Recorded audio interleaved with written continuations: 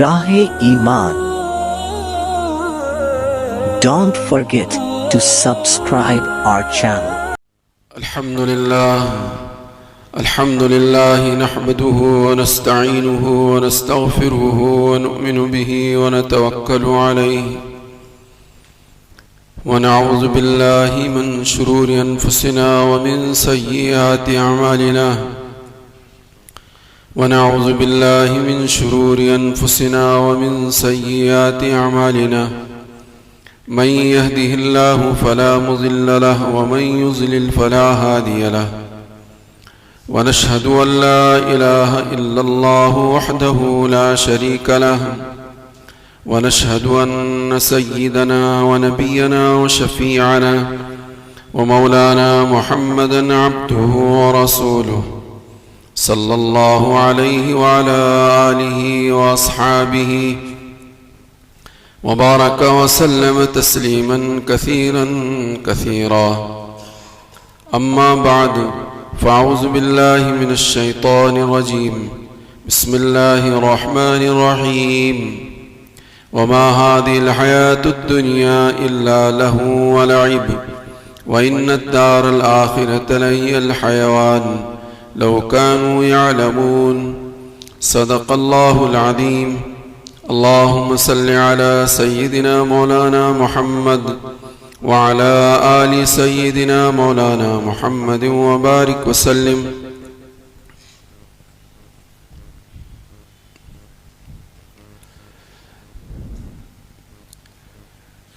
इमाम गज़ाली रहमतुल्लाह अलैह ने मोमिन किसे कहते हैं और काफिर किसे कहते हैं दो सत्रों में बयान फरमाया है। मोमिन की सिफत क्या होती है और काफिर की सिफत क्या होती है। फरमाया काफिर किसे कहते हैं। काफिर उसको कहते हैं जो अल्लाह से एराज करे। पहली बात ये बयान फरमाई, अल्लाह से एराज करना ये कुफ्र की अलामत है। एराज करने का क्या मतलब? साफ सीधा मतलब यह है कि अल्लाह के हुक्मों को नजरअंदाज करना, अल्लाह के हुक्मों को पसे पुस्त डालना, अल्लाह के हुक्म को सामने रखकर न जीना, यह है अल्लाह के हुक्मों से एराज करना, अल्लाह से एराज करना। जो एराज करता है वो काफिर है, वो काफिर की अलामत है। पहली बात ये लिखी, अल्लाह से एराज करना। आगे लिखा, दुनिया का तालिब होकर, दुनिया का तालिब होकर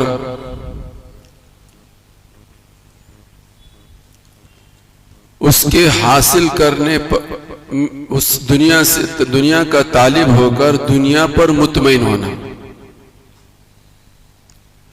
दुनिया का तालिब होकर दुनिया से मुतमईन होना और दुनिया की लज्जतों से खुश होना, ये तारीफ की कुफ्र की।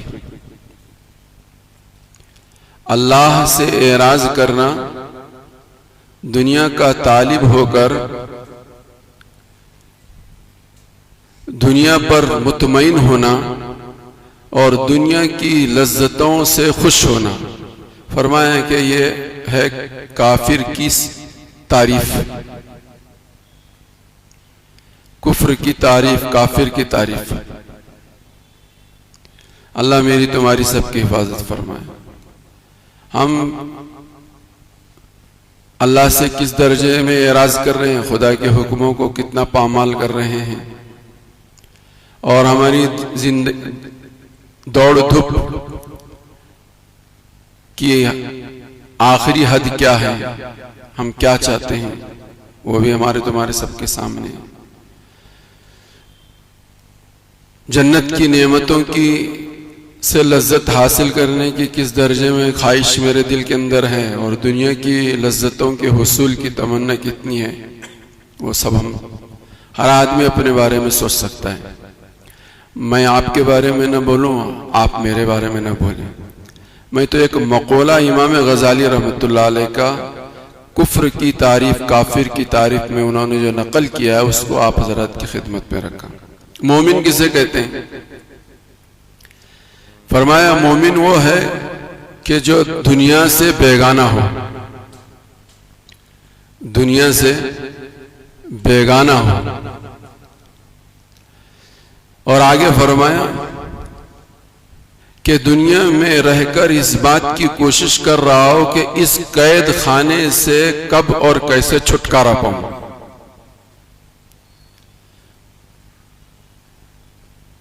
दुनिया में रहकर इस बात की कोशिश करे कि कब और कैसे इस कैद खाने से, अद्दुनिया सिजनुल मोमिन व जन्नतुल काफिर, दुनिया जो है मोमिन के लिए कैद खाना है और काफिर के लिए जन्नत है। अद्दुनिया सिजनुल मोमिन व जन्नतुल काफिर। तो मोमिन की ये तशरीह की और काफिर की ये तशरीह की। अल्लाह हम सबको अपने करम से, अपने फजल से मोमिन बना दे, ईमान वाला बना दे। और जो खूबियां मोमिन में होनी चाहिए, ईमान वाले में होनी चाहिए, हमें अपनी मेहनतों के नतीजे में या बगैर मेहनत के अल्लाह हम अपने करम से, अपने फजल से वो सारी चीजें हमारे अंदर पैदा कर दे।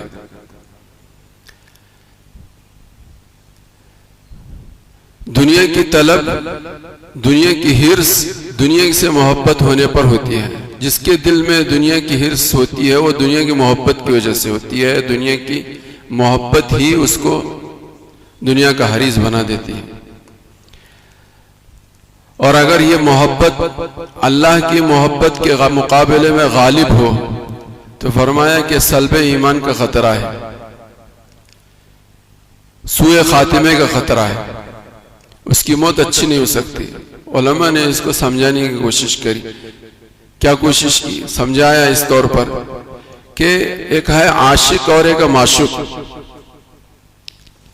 अगर आशिक को माशूक से जुदा कर दिया जाए, कोई आदमी आशिक को माशूक से जुदा कर दे तो उस आशिक के दिल में उस जुदा करने वाले के सिलसिले में नफरत पैदा होगी कि इसी ने मेरे माशूक को जुदा कर दिया, मुझसे जुदा किया।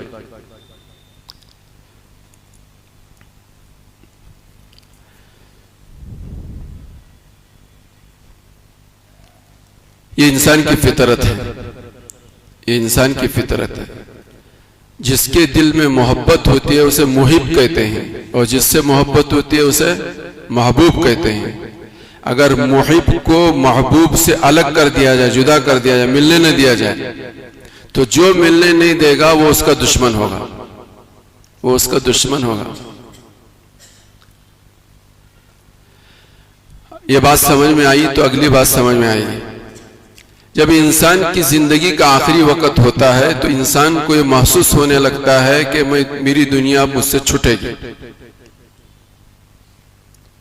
मेरी दुनिया मुझसे अब छूटेगी। हर इंसान को उसके आखिरी वक्त में एहसास होता है और इसके दिल में दुनिया की मोहब्बत है और दुनिया इसकी महबूब है। ये मुहिब है और दुनिया महबूब है। और इन दोनों के दरमियान जुदाई के पैदा करने के लिए जो चीज है वो मौत है। और मौत दे रहा कौन है?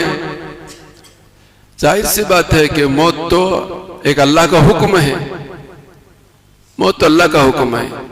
तो इस दुनिया की मोहब्बत करने वाला ये दुनिया को छोड़ रहा है, ये किसकी वजह से छोड़ रहा है? मौत की वजह से। और मौत अल्लाह की तरफ से आ रही है। तो जुदा करने वाला कौन बना? अल्लाह बने। तो फितरी तौर पर उस इंसान के दिल में अल्लाह से नफरत पैदा होगी और इस दुनिया से रुखसत होगा। अल्लाह करे कि बात समझ में आ जाए और सबसे पहले मेरे समझ में आ जाए।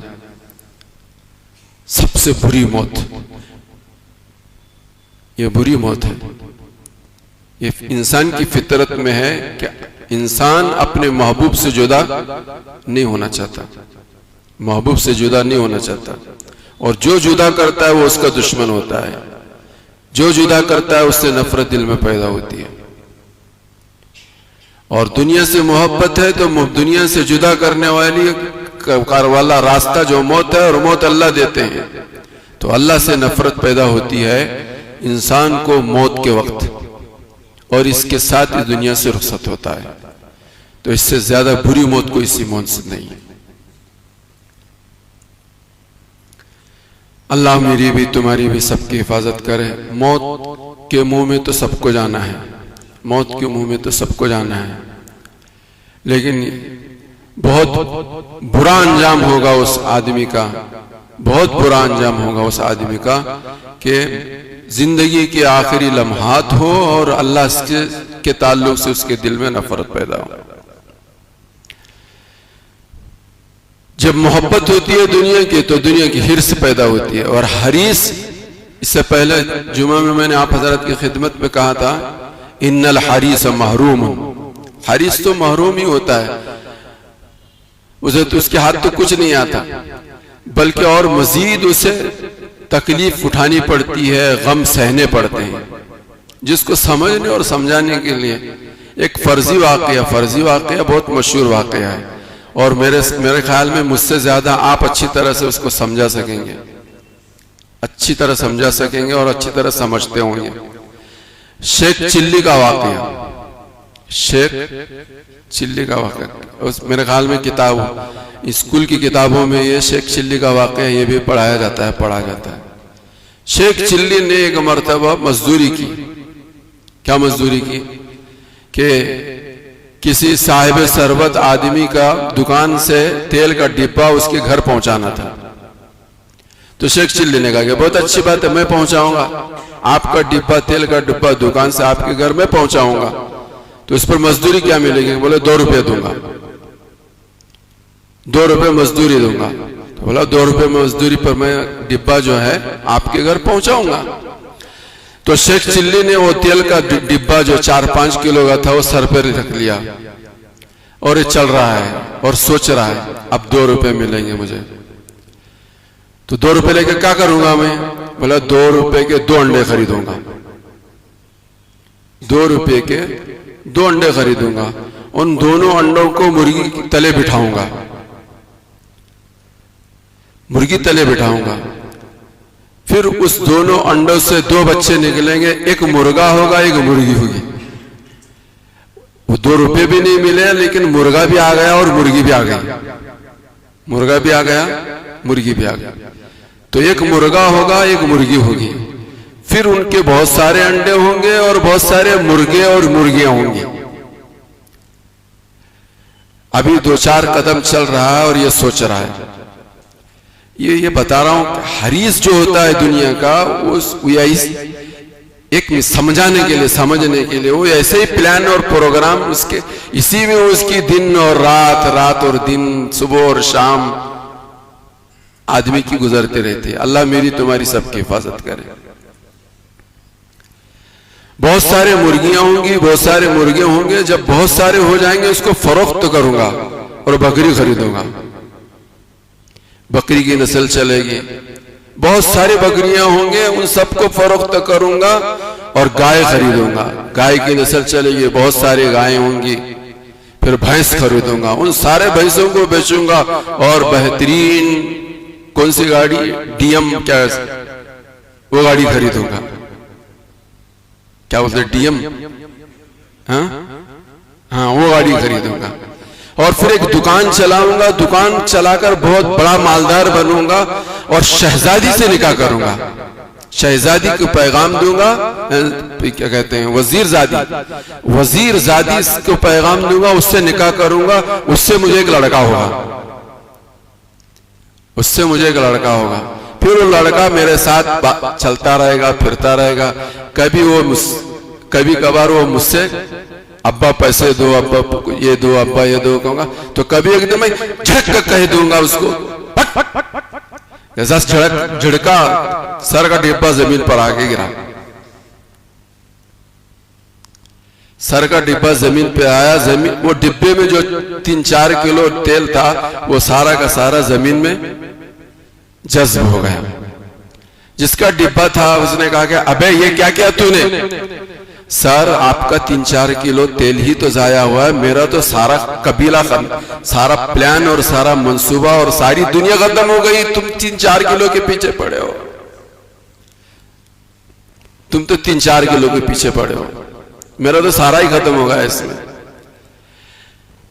एक तो इसको सारा प्लान प्रोग्राम खत्म होने का गम, और जो मिलने वाले थे 2 रुपए वो भी खत्म, 2 रुपए भी नहीं मिले, और एक गम सवार हो गया कि मैंने जो मंसूबा प्लान बनाया था वो सब भी पानी में मिल गया। बस फरमाया कि यही दुनिया का हरीस जो रहता है, अल्लाह मेरी तुम्हारी, हम सब एक ही हम्माम में सब नंगे हैं, एक हम्माम है उसमें सब नंगे हैं, चाहे मैं हूं क्या चाहे आप हो, लेकिन एक बीमारी है, इस बीमारी का इलाज मुझे भी करना है और आपको भी करना है। इस बीमारी के इलाज किए बगैर अगर मौत के करीब तक पहुंचे, अल्लाह मेरी भी तुम्हारी भी सबकी हिफाजत फरमाए। जो बात मैंने आप हजरत की खिदमत में शुरू में कही, अल्लाह मुझे भी और आपको भी सबको समझने की तौफीक अता फरमाए। दुनिया बस हुब्बुद दुनिया रासु कुल्ली खतियातिन, दुनिया की मोहब्बत सारी बीमारियां, जितनी दुनिया में खराबियां हैं, जितने बड़े गुनाह हैं, वो सब गुनाहों की बुनियादी जड़ दुनिया की मोहब्बत है, दुनिया की मोहब्बत है। अल्लाह मुझे भी और आपको भी सबको समझने की तौफीक अता फरमाए। सबकी हर एक की दौड़ धूप, हर एक भाग रहा है, हर एक दौड़ लगा रहा है, हर एक रेस में लगा हुआ है। वो सबकी रेस का मकसद ये है कि अल इस्तिक़साउ शुउमुन, कि हर एक चाहता है कि सब सारी मुल्क का, सारी दुनिया की धन दौलत सिमट कर मेरे पास आ जाए, मैं ये बनूं, मैं वो बनूं। मेरे भाइयों बुजुर्गों दोस्तों, जैसे कि मैंने वाकई से आप हजरत की तरफ इशारा समझाने की कोशिश की, ना क्या कहते हैं, असल भी नहीं और फायदा भी नहीं, असल भी नहीं और फायदा भी नहीं। ये एक ऐसी कोशिश है, एक ऐसी मेहनत है। अल्लाह हम सबको समझने की तौफीक अता फरमाए। और जो काम हमारा ज़िंदगी का मकसद है, मकसद ज़िंदगी, वमा खलक़तुल जिन्न वल इंसा इल्ला लियअबुदून, कि अल्लाह ने इंसानों को और जिन्नातों को सिर्फ अपनी मारिफत के हुसूल के लिए, मारिफत को हासिल करने के लिए, अल्लाह को पहचानने के लिए दुनिया में इंसानों को अल्लाह ने भेजा है, और भेजकर ये सारी दुनिया को फैलाया है कि इंसान इसके अंदर गौर व फिक्र करे और अपने खालिक और मालिक को पहचानने की कोशिश करे, और खालिक और मालिक को पहचान कर खालिक का भी हक अदा करे, और हर बंदा हर बंदे के हुकूक को भी अदा करने की कोशिश करे।